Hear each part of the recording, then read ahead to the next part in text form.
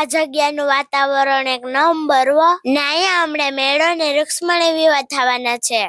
આજે તો આપણે મસ્તીના તૈયાર થઈ જતા કેમ કે આજ આપણે જવાનું હતું એક વિડીયો શૂટ કરવા માટે ને ત્યાંથી પછી આપણે માધવપુરના દરિયા જવાનું હતું વો ભાઈ. એટલે હું ને મામા ને ભૂરા મામા ને ભકા મામા નીકળી જતા વો ભાઈ ને થોડીક વારમાં અમે પૂગી જતા હિલ. પછી તો અહીંયા હિલ ગામમાં અમે એક પ્રમોશન નો વિડીયો શૂટ કરી લીધું હતું. અહીંથી વિડીયો શૂટ કરીને અમે નીકળી જતા માધવપુર જવા માટે ને થોડીક વારમાં તો અમે પૂગી જતા માધવપુર. માધવપુરમાં તો મેળાની ફૂલ તૈયારી હાલતી હતી વો ભાઈ. પછી તો અમે આવી જતા ચોપાટીએ. અહીં તો ઠંડો ઠંડો પવન ને એક નંબર આવતો તો વો ભાઈ. પછી તો અહીંયા ઘડીક અમે વિડીયો શૂટ કરી લીધા હતા અને થોડાક ફોટા પાડી લીધા હતા અમે. પછી તો ભાઈ અમે ઊંટ ઉપર જ બેહી લીધું હતું વો.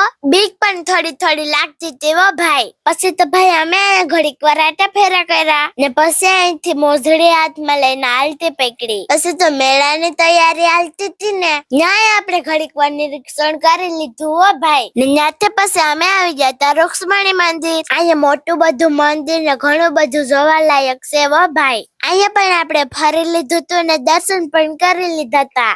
મસ્ત વાતાવરણ હતું હો. પછી તો અહીંથી અમે ભેગા ને ત્યાં તો વાંદરા દેખાઈ જતા. મસ્ત એના નાનુકડા હતા હો ભાઈ. ઘેર લઈ જવાનું મન હતું પણ મામા લઈ જવા દીધા નહીં આપણે. પછી તો અહીંયા ઘડીક વાર અમે વનમાં આટા મારી લીધા ને મોરનું પીસું હતું ને ત્યાં અમે ઘડીક વાર ફોટા પણ પાડી લીધા હતા. પછી તો ત્યાંથી અમે રૂક્ષ્મણી વિવાહ થાય ને ત્યાં આવી જતા. ભાઈ આ જગ્યાનું વાતાવરણ એક નંબર હો ને અહીંયા હમણાં મેળો ને રૂક્ષ્મણી વિવાહ થવાના છે. પછી તો અમને લાગી ગઈ હતી ભૂખ એટલે અમે બટેટા ભૂંગળા ને ભેળનો નાસ્તો લઈ લીધો તો.